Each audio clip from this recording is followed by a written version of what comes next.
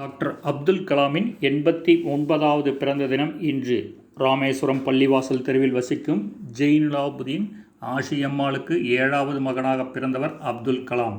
தமிழகத்தின் கடைக்கோடி கிராமத்தில் பிறந்து தனது அசாத்திய திறமையாலும் கடின உழைப்பாலும் ஏவுகணை விஞ்ஞானியாக நாட்டுக்கு அரிய கண்டுபிடிப்புகளை வழங்கினார்.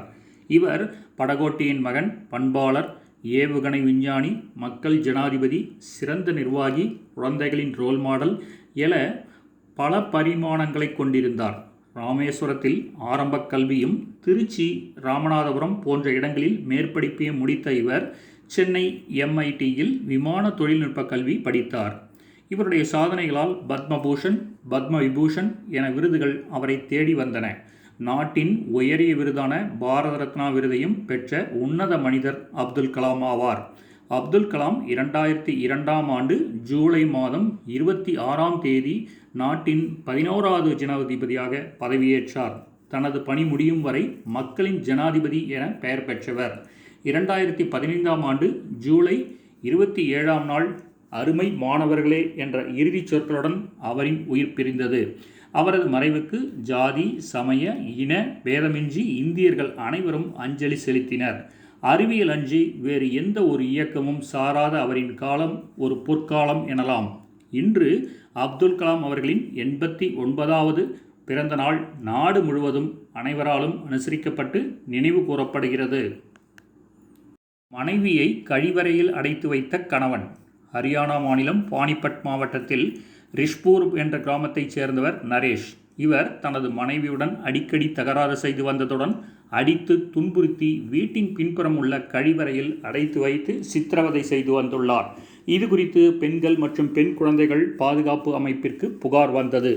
புகாரின் உண்மையை அறிய நேற்று போலீஸ் பாதுகாப்புடன் நரேஷ் வீட்டிற்கு சென்று சோதனை நடத்தியதில் கழிவறையில் மயங்கிய நிலையில் கிடந்த அப்பெண்ணை மீட்டனர். இது தொடர்பாக நடத்திய விசாரணையில் கடந்த 1 ஆண்டுக்கு மேலாக அப்பெண் கழிவறையில் அடைத்து வைக்கப்பட்டிருந்தது தெரிய வந்தது. எழுந்து நடக்கவோ உட்கார முடியாத நிலையிலும் மனநிலை பாதிக்கப்பட்ட நிலையில் அப்பெண்ணை மீட்டனர்.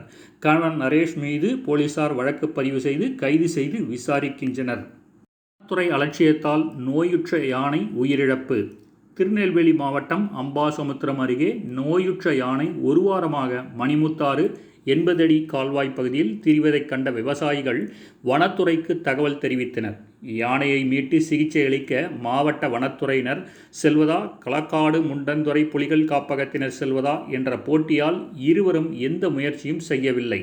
நேற்று காலை மணிமுத்தாறு அருகே தெற்கு பாப்பாங்குளத்தில் தனியார் தோட்டத்தில் யானை இறந்து கிடந்தது.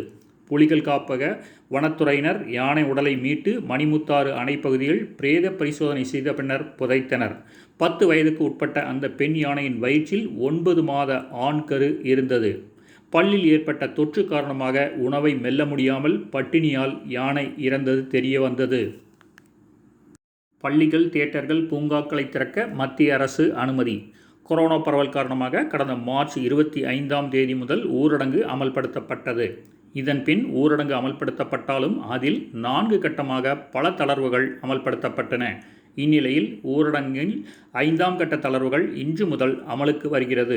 இன்று முதல் தனி கட்டடங்களில் இயங்கும் சினிமா அரங்குகள், மல்டிபிளெக்ஸ் திரையரங்குகள் 50% பார்வையாளர்களுடன் இயங்க அனுமதி அளிக்கப்பட்டுள்ளது. டிஜிட்டல் பண பரிவர்த்தனை செய்யவும், கூட்டத்தை குறைக்க கூடுதல் டிக்கெட் கவுண்டர்கள் திறக்கவும் அறிவுறுத்தப்பட்டுள்ளது. பொழுதுபோக்கு பூங்காக்களை திறக்கவும் அனுமதி வழங்கப்பட்டுள்ளது. பூங்காக்களை திறப்பதற்கு முன்னும் மூடிய பின்னும் அனைத்து பகுதிகளையும் கிருமிநாசினி மூலம் சுத்தம் செய்ய வேண்டும். முகக்கவசம் அணியாத பார்வையாளர்களை அனுமதிக்கக்கூடாது என்று அறிவுறுத்தப்பட்டுள்ளது. இன்று முதல் பள்ளிகளை திறக்க மத்திய அரசு அனுமதி வழங்கியுள்ளது. எனினும் இது பற்றி மாநில மற்றும் யூனியன் பிரதேச அரசுகள் தான் முடிவு செய்ய வேண்டும் என்றும் தெரிவிக்கப்பட்டுள்ளது. சபரிமலை தரிசனத்திற்கு கொரோனா பாதிப்பில்லா சான்றிதழ் அவசியம். நாடு முழுவதும் அதிகரித்து வரும் கொரோனா பாதிப்புகளை முன்னிட்டு ஊரடங்கு நடைமுறைப்படுத்தப்பட்டது. இதனால் பள்ளி, கல்லூரி, திரையரங்குகள் உள்ளிட்டவை மூடப்பட்டன. போக்குவரத்து சேவையும் முடக்கப்பட்டது. இதன் பின்னர் பொதுமக்களின் வசதிக்காகவும் பொருளாதார வளர்ச்சிக்காகவும் ஊரடங்கில் சில தளர்வுகள் அறிவிக்கப்பட்டன. இதன் ஒரு பகுதியாக மத வழிபாட்டு தலங்களை திறப்பதற்கு மத்திய அரசு அனுமதி வழங்கியிருந்தது. எனினும் கொரோனா பரவலால் சில பெரிய கோவில்கள் திறக்கப்பட்ட வேகத்திலேயே மீண்டும் மூடப்பட்டன. இதனால் பக்தர்கள் அவதியுற்றனர். கேரளாவில் புகழ்பெற்ற சபரிமலை ஐயப்பன் கோவில் நாளை முதல் பக்தர்களின் தரிசனத்திற்காக மீண்டும் திறக்கப்படுகிறது. இதனை முன்னிட்டு முதல் மந்திரி பினராயி விஜயன் கொரோனா தடுப்பு மற்றும் பாதுகாப்பிற்கான முன்னெச்சரிக்கை நடவடிக்கைகளை மேற்கொள்ளும் வகையிலான சில அறிவிப்புகளை வெளியிட்டுள்ளார். நாளை முதல் மீண்டும் திறக்கப்படும் சபரிமலை ஐயப்பன் கோயிலுக்கு வருகை தரும் பக்தர்கள் தங்களுக்கு கொரோனா வைரஸ் பாதிப்பு இல்லை என்ற சான்றிதழை வைத்திருப்பது அவசியம். நாளொன்றுக்கு 250 பேரே சாமி தரிசனத்திற்கு அனுமதிக்கப்படுவார்கள். இதேபோன்று ஐயப்ப பக்தர் மலையேறுவதற்கு தகுதியானவர் என்று உறுதியளிக்கும் மருத்துவ சான்றிதழும் வைத்திருக்க வேண்டியது அவசியம் என்று கேரள முதல் மந்திரி கூறினார். புதுச்சேரியில் மேலும் 246 பேருக்கு கொரோனா தொற்று. புதுவை மாநிலத்தில் ஒட்டுமொத்தமாக இதுவரை 2,46,059 பேருக்கு கொரோனா தொற்று பரிசோதனை மேற்கொள்ளப்பட்டுள்ளது. அவர்களில் 2,10,412 பேருக்கு கொரோனா தொற்று இல்லை என்பது கண்டறியப்பட்டுள்ளது. 32,245 பேருக்கு தொற்று உறுதி செய்யப்பட்டுள்ளது. அவர்களில் 4,525 பேர் தொடர் சிகிச்சையில் உள்ளனர்.